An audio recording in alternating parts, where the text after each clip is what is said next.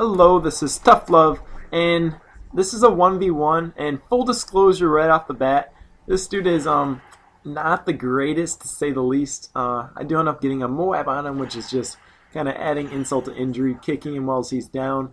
But I play with him a lot. He's one of my very good friends on the PSN network, one of my good virtual friends. So he knew I was pretty much quite a bit better than him at quickscopes, but he did it anyway, so thank him for that.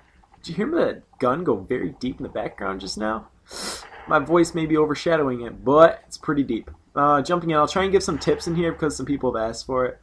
Right there, you saw me try and do that jump shot, which I'm not saying it's an advanced technique or whatever, you have to have slight coordination of the hands, but really that is just taking the shot.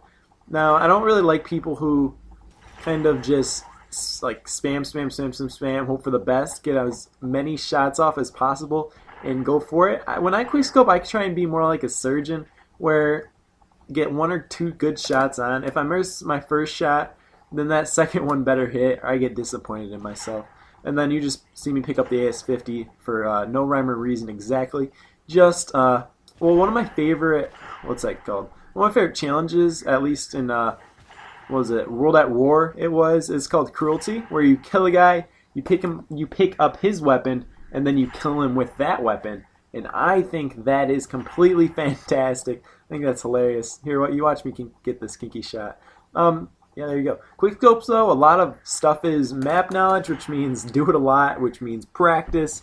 Practice is basically what you need to do. What was it for me? Yeah, basically, I've just quickscoped a ton over the years. I'm not claiming to be the best, but I am pretty good. I don't think anyone can question that exactly. Maybe if some Xbox people who've never really seen me play Call of Duty or quickscope from my school, maybe will finally show a little respect, because my PS3 boys, they be telling how good I am, and then the Xbox guys have been telling how good they are. Unfortunately, this isn't a very accurate description. But I realize I'm not giving too many tips, so I'm going to try and do that more. Really, it's just, first shot always is trying to trust your instincts. Always get the first shot when you come around a corner. You don't really need to be able to see the guy when your sights are coming up. And then secondly, like you'll see a shot, at least especially at this tank, like the tank right here, where they'll spawn down that tunnel to my left. I know a lot of this is more 1v1 or private match quickscopes with the radar on. But that's kind of what I prefer to do, because in Black Ops, kind of ruined my love for sniping. People say sniping's so good in Black Ops, but I more feel it's just inconsistent because the bullet penetration or bullet registration, stuff like that. The MW3 was great, but unfortunately that's hacked to pieces. Black Ops, I don't really love sniping in too much, and then I'm left with this game, so I do what I can. So first shot is basically try and trust your instincts or whatever. So you gotta be able to get that down, which takes practice like always. And then second shot is more where you actually rely on your crosshairs. There, I kind of relied on that there because I was waiting for him to come out. So I lined up my middle of my crosshairs with where I knew he was gonna be coming out, so I anticipated him. And then also, just a kind of quick tip to not be a complete jackass when quickscoping. Don't just sit behind a line of sight. Like that RV there I was looking over.